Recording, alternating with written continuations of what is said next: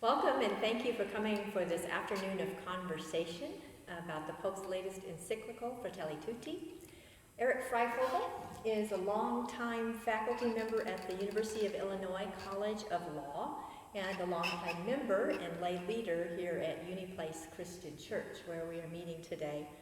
His academic record and scholarship were honored in an appointment in 2012 to one of the campus-level Swanland chairs. And of his many books, I want to mention especially one today, and that is from 2017, A Good That Transcends, How U.S. Culture Undermines Environmental Reform, which was put out by the University of Chicago Press. And I mention this one because it illustrates his longtime engagement with our environmental plight, engagement as a scholar, but also as a citizen. Eric has a very long history of service on the board of Champaign-based Prairie Rivers Network and on the board of the National Wildlife Federation. I mention this book today because one of its chapters probes specifically the encyclical Laudato Si', which Pope Francis released 5 years ago. An encyclical that has drawn a lot of attention worldwide for provocative comments about our environmental plight, as well as the ills of extreme income inequality, and many more things. So to get us started today, I'm wondering if you could comment first on the most recent encyclical before this one and set the stage for the new one. Sure. So Laudato Si', when it came out, was largely interpreted as an encyclical dealing with climate change and economic inequality. In fact, many of the book-published versions of it had that as a title or a subtitle. But it really was far more wide-ranging than that. It presented our current ills as surface manifestations of deeper problems in modern culture. Indeed, Laudato Si', I think, is best understood as a wide-ranging and quite pointed critique of modernity. A critique aimed not just at individual selfishness and exploitation of nature and one another, but reaching really to the ways that we see and value ourselves, the natural world, the past, and the future. I think of particular relevance to our discussion today is Francis's strong claim in Laudato Si' that all of creation is a single unified whole, an interconnected, interdependent community of life with humans embedded in it. We are members of this community along with the millions of other life forms on the planet, and we need to start acting as more responsible community members. This is our common home. It is infused with moral value, all of it, all species, all living creatures, future generations, biotic communities as such, all have moral value, not just individual humans. And we are obligated, he says, to take good care of it all, living virtuously, acting humbly, and thinking of the long term. Laudato Si' was a rejection of our tendency to fragment nature, to see it as a collection of market commodities to buy, sell, and consume, or throw away if we think they lack value. It was a rejection, too, of our tendency to see ourselves as autonomous, rights-bearing individuals who can legitimately head out into the world and think only of ourselves and our wants, dwelling on the short term, using what Francis termed means-end rationality to manipulate nature, other people, to our advantage. So the encyclical ended with a strong call for a new and universal solidarity, for working together for the common good. And let me offer one quote from that work, from paragraph 11.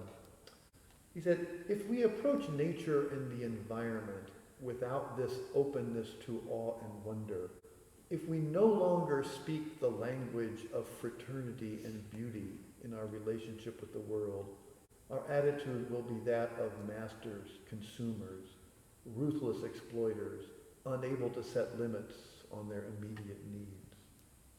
Well, that's a good quote to take us directly from Laudato Si to Fratelli Tutti.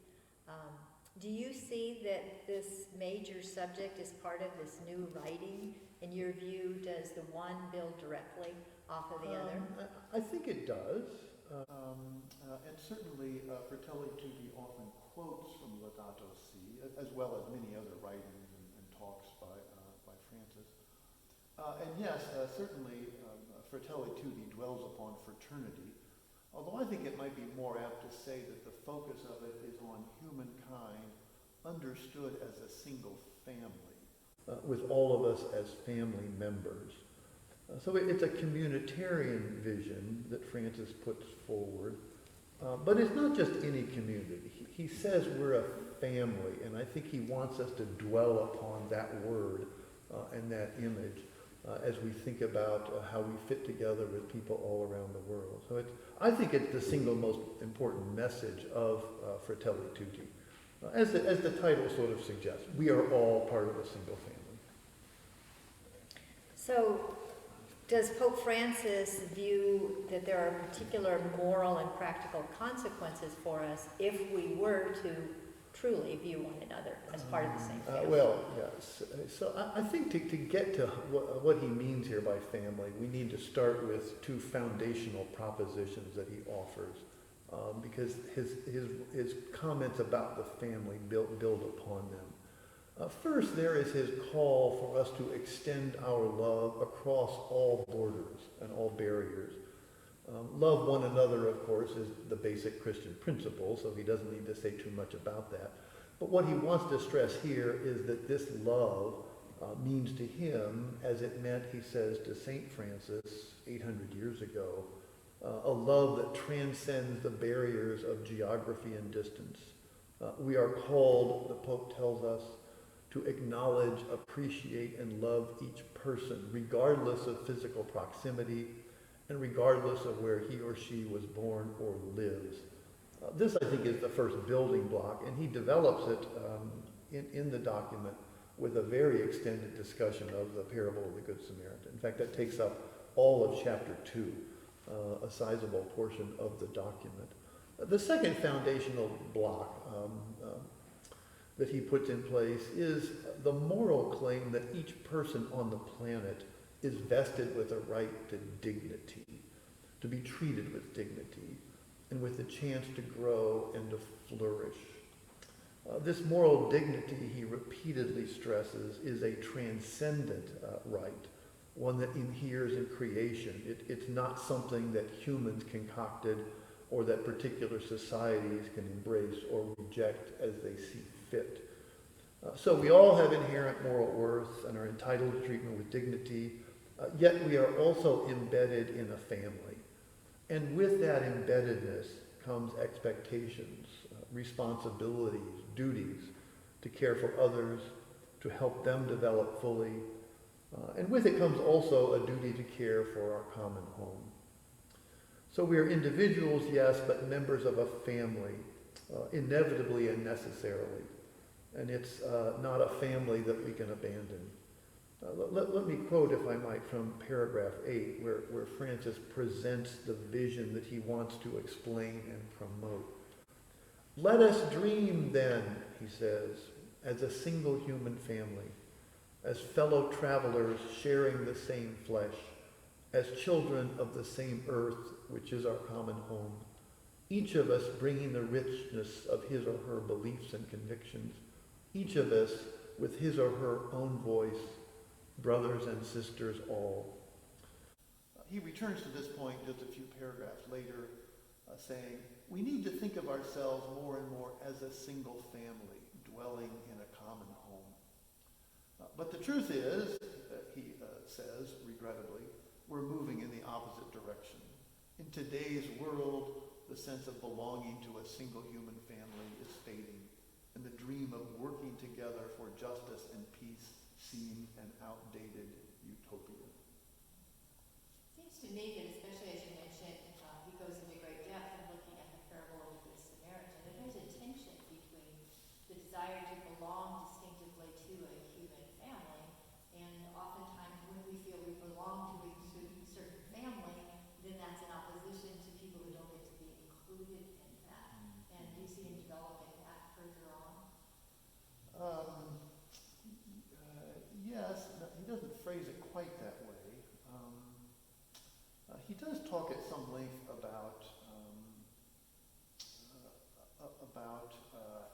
how we are also embedded in local cultures, that we have home territories, home grounds. We're raised with a group of people, and we belong to that local and native place. And he wants us to keep this local culture, these local traditions, this local history, local wisdom, the folklore, and the like. Indeed, he insists that we remain embedded at the local level. But his call for love, to reach out, to help others develop, his call for us to engage in dialogue, to resolve disputes peacefully, and so on. He wants these cultural and moral norms to become universal, and they're going to take priority over local culture. So in that sense, his vision of a single community at the global level takes precedence over any local traditions that might conflict with it. So you mentioned that in Laudato Si, Francis challenges contemporary individualism, and you hear him then continuing that here, as I gather, and adding to it? Indeed he does.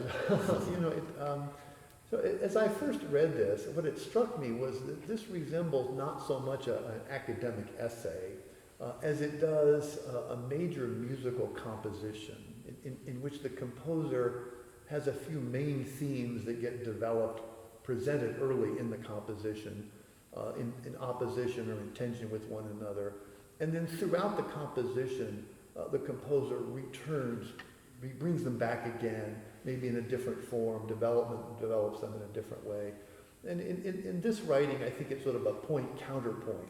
You have his strong call for us to think of ourselves as a single family, a very organic vision, tied to one another, and he contrasts that repeatedly with this radical individualism, the worldview in which we are all just autonomous individuals bobbing about. Maybe we forge ties with one another, and maybe we don't.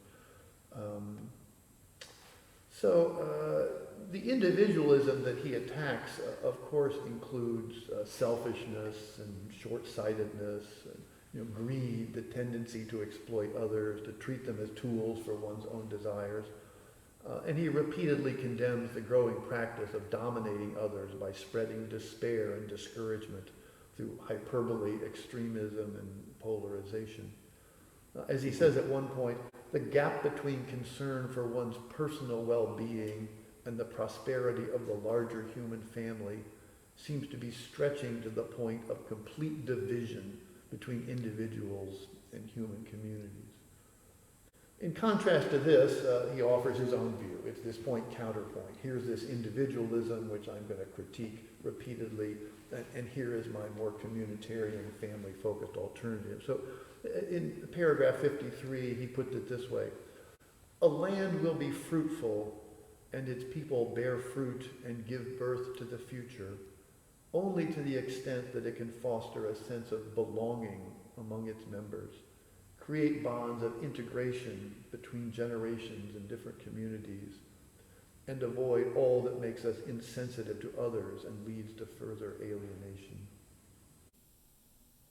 Well, I noticed that he also, within the encyclical, makes repeated criticisms of how digital communication and social media can fragment us and make this harder. Can you speak to that? Oh my word, he just rips into this. It's quite an impressive tirade, really. He is appalled at much of what takes place on the internet, and rightfully so. Even as he acknowledges that access to information can be a blessing and liberating. Too many people use the internet to sow discord and promote extremism and polarization, he says, to spread lies. His complaints, of course, all sound familiar and would seem to ring true. He ends up calling for true dialogue, meaning for respectful listening and learning, face to face in the context of a shared concern for the common good.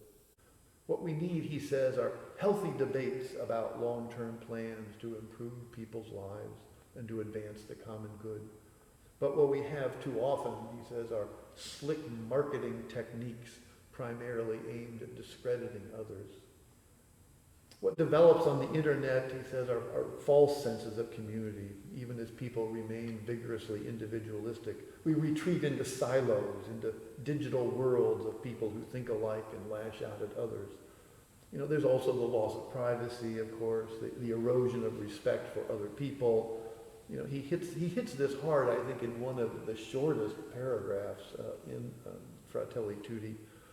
As silence and careful listening disappear, replaced by frenzy of texting, this basic structure of sage human communication is at risk. A new lifestyle is emerging where we create only what we want and exclude all that we cannot control or know instantly and superficially. This process, by its intrinsic logic, blocks the kind of serene reflection that would lead to shared wisdom. So obviously, Pope Francis emphasizes the need for community and relationships between people, building communities of care and faith. But you have mentioned that he also does speak forcefully about the individual's given dignity. He does, and that does seem to create a tension, but he doesn't see it that way. He certainly does hold high the moral dignity of all humans, wherever located, regardless of ethnicity or religion or race and the like. And he goes further to point out that we can uphold dignity only if people have access to food and shelter, education, healthcare, and opportunities to work and grow. These are, of course, the more positive rights that are held high around the world, rather different from the negative political liberties that appear in our Constitution. But it's important to see that for Francis, these rights, these individual rights, don't diminish the limits and duties that come with family membership. Let me turn again to the words of Francis himself. He says, today there is a tendency to claim ever broader individual, I am tempted to say individualistic rights. Underlying this is a conception of the human person as detached from all social and anthropological contexts, as if the person were a monad, increasingly unconcerned with others. Unless the rights of each individual are harmoniously ordered to the greater good, those rights will end up becoming limitless and consequently will become a source of conflicts and violence.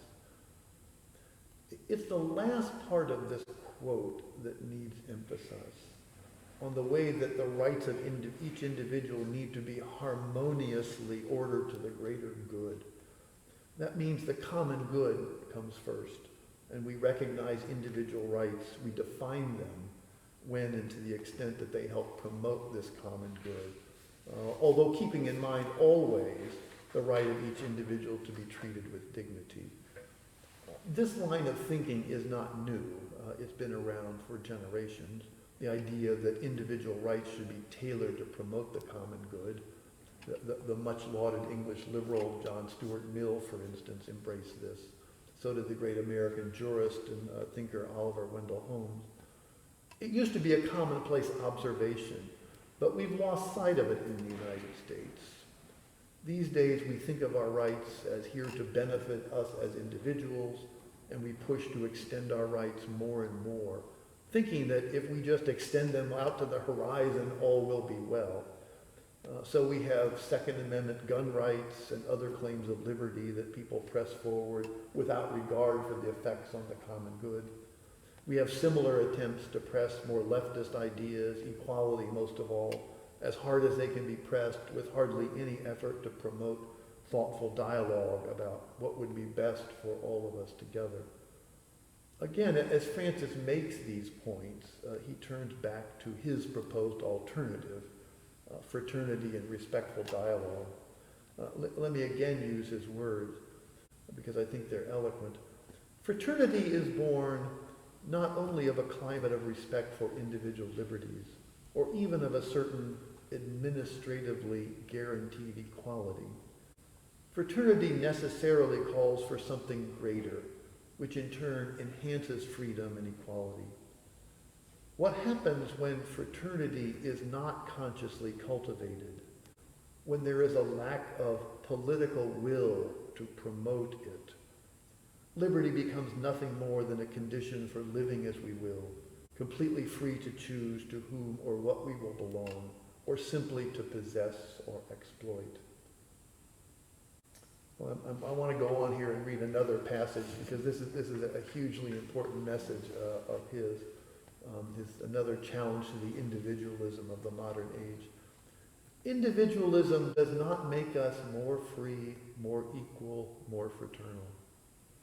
Radical individualism is a virus that is extremely difficult to eliminate, for it is clever. It makes us believe that everything consists in giving free rein to our own ambitions, as if by pursuing ever greater ambitions and creating safety nets, we would somehow be serving the common good. As you consider this, we need to highlight the reference to virus. Yes. Francis worked on this for many months after COVID-19 began its march around the world. Radical individualism is a virus difficult to eliminate, for it is clever. Well, as you mentioned in your introduction and comparing this to Laudato Si, that there are challenges in the last encyclical that return in this one. And this seems to be a very clear cultural challenge that we face globally, how culture has shifted to this more individualistic thinking. Are there other cultural challenges that you see mirrored in the two or that are new in this one? Yes, there are some, but not as many as Laudato Si really was very wide-ranging. It covered a lot of topics.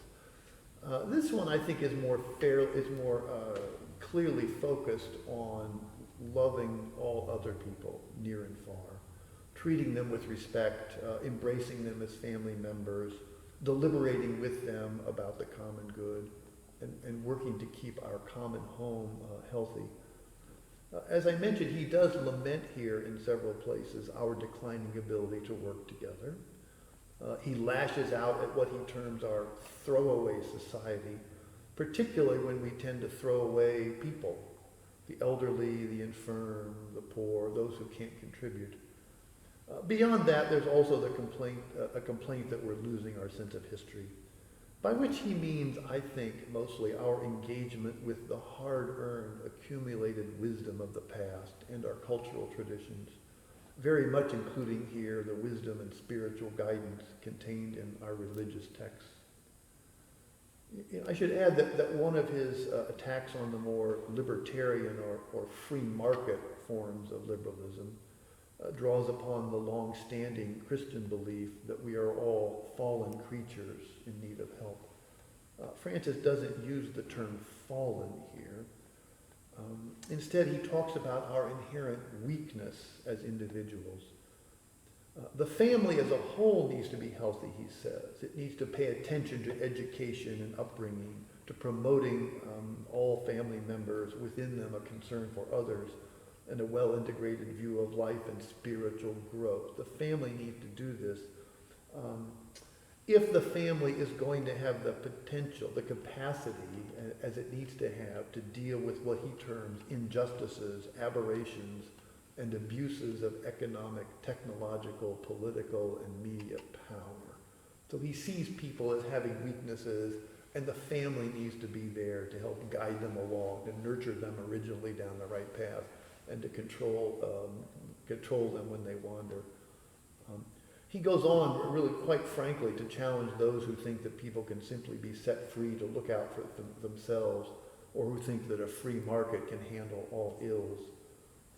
Some liberal approaches, he says, ignore this factor of human weakness. They envisage a world that follows a determined order and is capable by itself of ensuring a bright future and providing solutions for every problem. As I've said several times, Francis goes back and forth in this counterpoint between individualism on one side and his vision of the single human family. It's not until late in his document that he really gets clear on the value of the family. I think some of his strongest statements appear in paragraph 230. which I'd like to quote. In families, everyone contributes to the common purpose. Everyone works for the common good, not denying each person's individuality, but encouraging and supporting it. They may quarrel, but there is something that does not change, the family bond. This language, I think perhaps as much as any other in the encyclical, presents his counter to today's individualism. In the family, there's a common purpose, a common good, and people support one another purposefully and are expected to do so. In the sharply individualistic view, in contrast, there is no common purpose. There is no common good other than expanding and protecting individual rights. And while one is expected to respect the rights of others, there's no expectation of affirmatively stepping forward to help others develop, and no commitment to resolving problems through dialogue. You mentioned that Pope Francis spoke highly of the embrace of preserving local culture earlier on, native ways, so long as you said that they did not undercut individual dignity of each person or weaken the call to love across borders. So he no doubt realizes that globalization is strongly pressing against all of us, and local cultures are being invaded with mass markets and mass media and the internet. Is he worried about globalization as a cultural pressure? Yeah, he is, although he doesn't highlight this as an issue the way he highlights others. He seems to think that people can remain grounded in their local cultures and keep these cultures alive and pass them along, even as they participate in a global economy. We can have both, he seems to suggest. I'm not sure that he's right. He certainly does honor, as I've said, the strong local culture. At one point he says, and I like this line, a country that moves forward while remaining solidly grounded in its original cultural substratum is a treasure for the whole of humanity. Even as he says this, though, he notes that local cultures can be inbred and backward-looking, so he also favors the global view. We need both, he says. Together, they will prevent us from falling into one of two extremes. Without a local grounding, people can get caught up in an abstract, globalized universe. But if there's no connection to the global, he says, people can, and I quote, turn into a museum of local folklore, a world apart, doomed to doing the same things over and over, incapable of being challenged by novelty or appreciating the beauty which God bestows beyond their borders. In our era, the greater risk, Francis seems to say, is too much globalization, and he does warn against it. There can be no openness between peoples, he tells us, except on the basis of love for one's own land, one's own people, one's own cultural roots. The common good requires that we protect and love our native land, he tells us. We need to sink our roots into the fertile soil and history of our native places, our native place, which is a gift from God, he tells us. We can work on a small scale in our own neighborhood, but with a larger perspective. Well, native places are fine if you can stay in them, but a lot of people around the world are finding it impossible to stay in their native place for reasons because of climate change or war or disruption of many different kinds. So there's an extended discussion in Fratelli Tutti about migration and what's going to be happening in the future with migration, what's happening now. Yeah, surely, as you can see, it's an issue you could not avoid.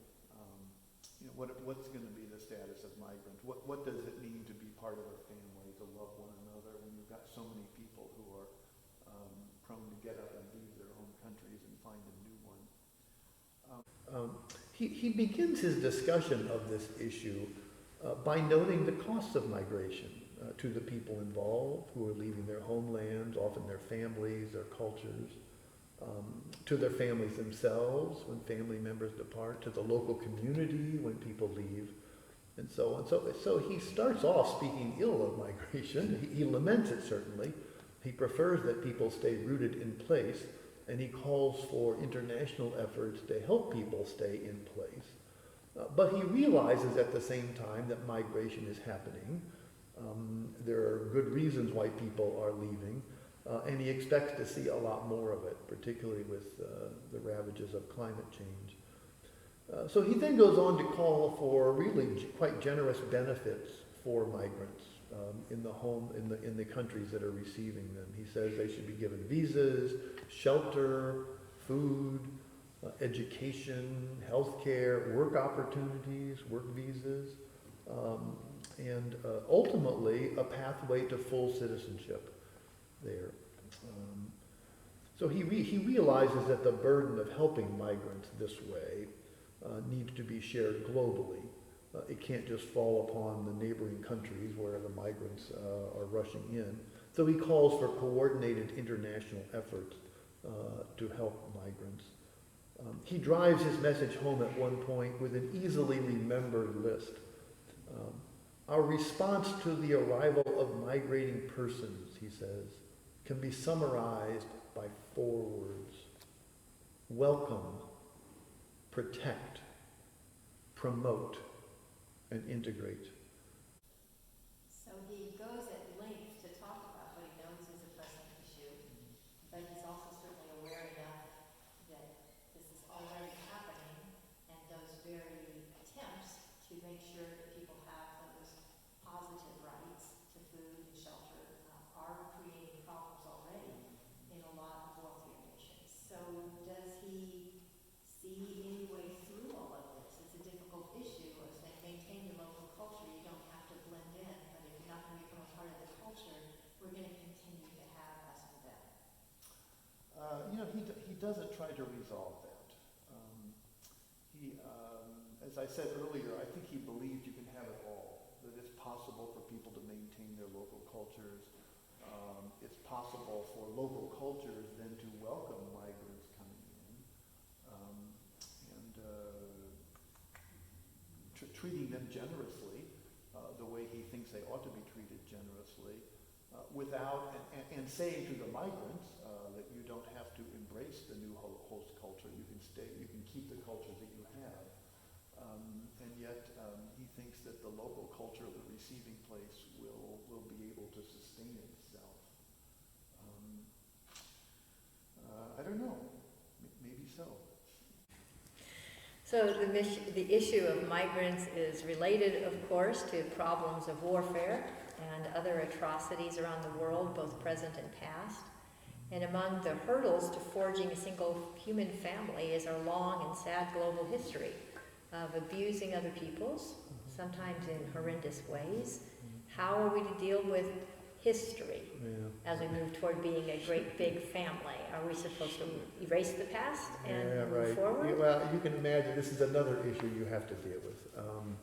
There's so many peoples who are at odds with other peoples because of the past. They've got long memories.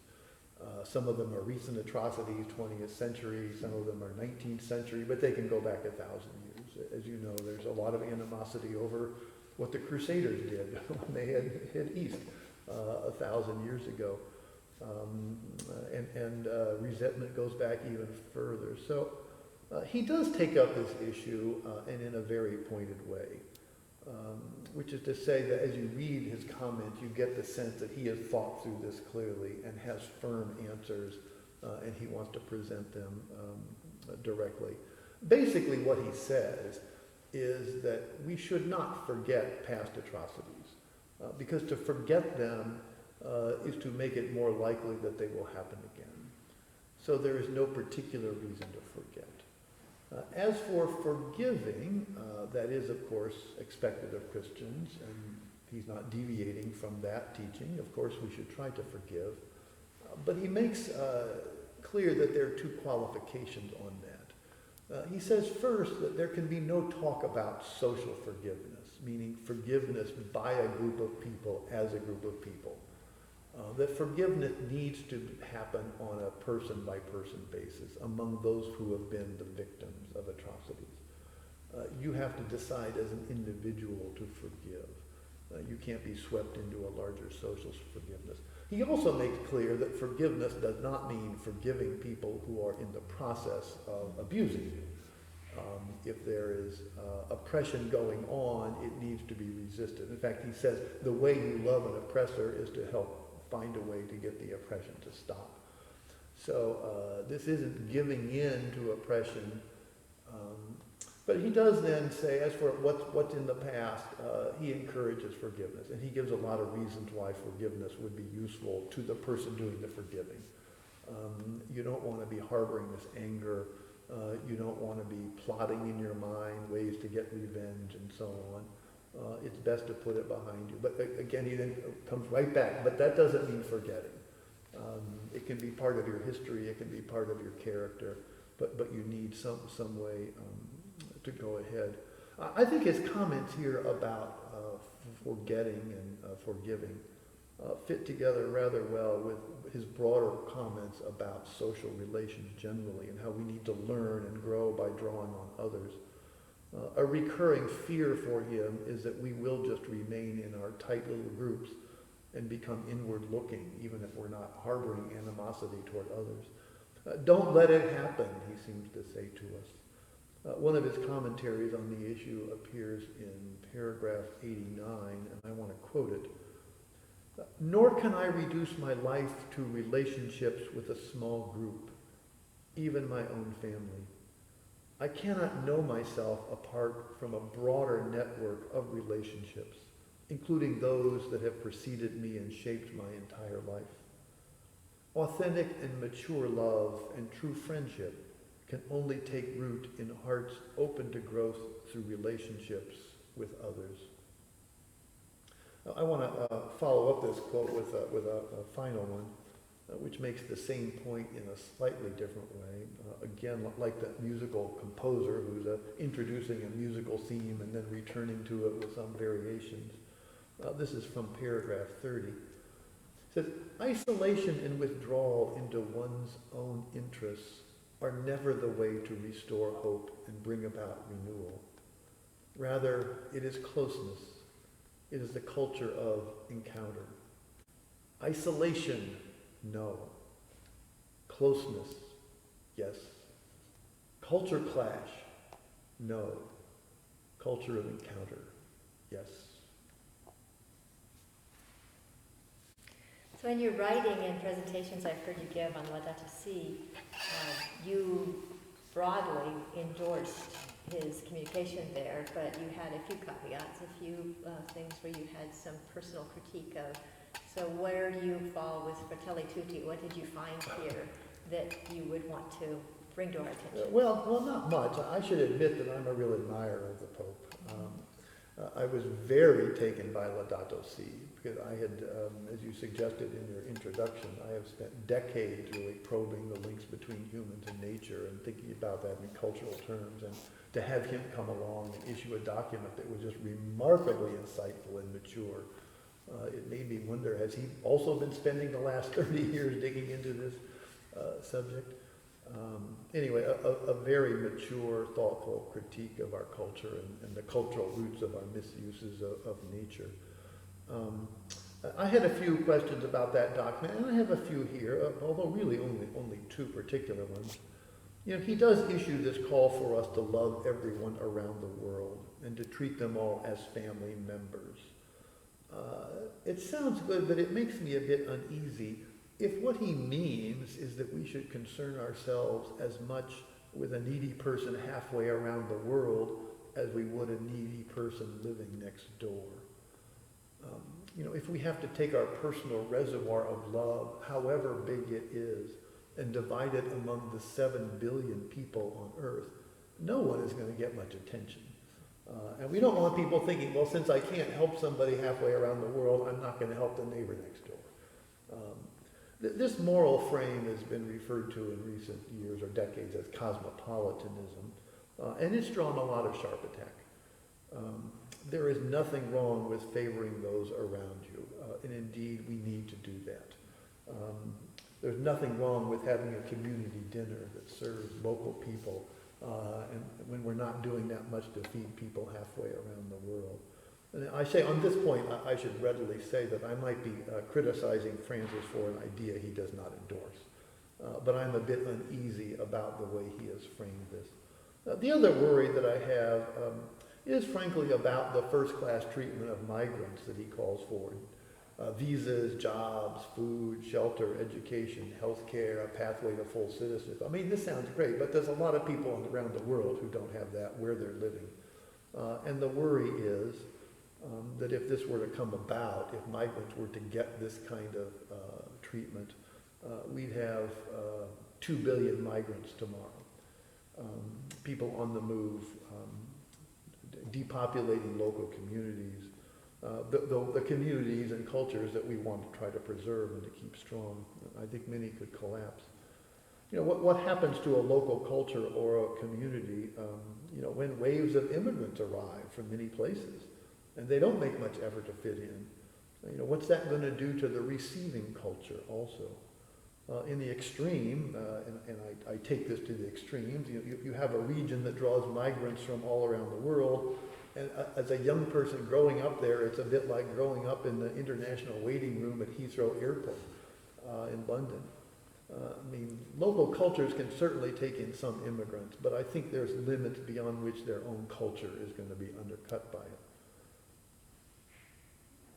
Seems to be that we're seeing a lot of reaction in that way, maybe prematurely in certain parts of the world, particularly where the wealth and security of one nation draws in migrants from places who don't enjoy either of those things. Lastly, winding up. Winding up. Were there anything that were real surprises to you as you read Fratelli Tutti? Anything that took you by, oh wow, look at that. Yeah, there are, well, you know, his writing does often have zingers that you need to just sometimes slow down and reread a sentence and say, did he really say that? Well, I mean, the biggest zinger is one that I've talked about already. It's his challenge to sort of liberal individualism, including that of the political left, frankly. He has a lot of comments that are critical there, and I think it's, I mean, I hope that there are people who will take this to heart. But on a more limited basis, when in his chapter, when he talks about our throwaway culture and where he condemns the practice of treating the infirm and the elderly and the unproductive as useless, he also mentions here the unborn. Now, I expected, I suppose other readers expected, that he would then go on to talk about abortion. But the word abortion does not appear in this document. He goes on instead to talk about low birth rates, as if suggesting, he doesn't say this directly, as if suggesting that the unborn need not be aborted, they can be simply planned away. A zinger aimed at this country came in his discussion about atrocities that shouldn't be forgotten, even if the wrongdoers themselves are forgiven. He lists the Holocaust first, no surprise, but second comes the atomic bombs that the U.S. dropped in Japan, side by side as the two leading atrocities.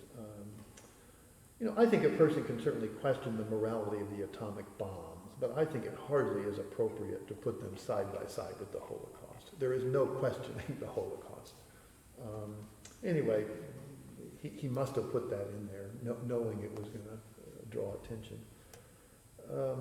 What else? Well, I suppose that another point that might provoke Americans, leftist Americans, you know, particularly those who want a total wall of separation between church and state, and who interpret church to mean religious thought, not just the church as an institution, appears in his comments about moral teaching. Teachers, he says, should be conscious that their responsibility extends also to the moral, spiritual, and social aspects of life. moral and spiritual value need to be part of public life, he says. I mean, this you could also say is one of the main themes of all of his writings. We need, as we deliberate about the common good, to be infusing our discussions with moral and spiritual values and drawing upon religious texts. They need to frame our understanding, our discussion, and give rise to our shared aspirations. And those are my zingers. Well, it does seem to me that this Pope has an audience that is more worldwide and far-ranging than maybe some other recent popes have had, and seems to be taking it upon himself to do teaching not as proselytizing, but as trying to share the wisdom that he draws from his own faith with the global community, even beyond the Christian community, to the world at large. So do you have anything that you're hoping he writes about next? Well, after Laudato Si, there were a few interesting comments embedded in it that called into question private property. And I picked up on that in another writing. A religious studies professor, Robert McKim, on this campus, edited a book about Laudato Si, and I contributed a chapter on that, on private property. Taking a few comments that he had in Laudato Si, and then drawing upon really essentially the broad range of ideas, cultural criticisms, and sort of formulated what I thought was the Pope's view on private property. I don't know what he's going to turn to next. It will be interesting to see. There's certainly the sense that he's moving through topics that are in his mind, and I'm sure in a few years we'll have another one of these, and we'll just have to wait and see what it's about. Well, thank you very much for sharing your thoughts with us today, and for your careful reading and your willingness to share with us what we might want to look for as we finish the reading ourselves. Thanks. And thank you all for being here, a part of the conversation.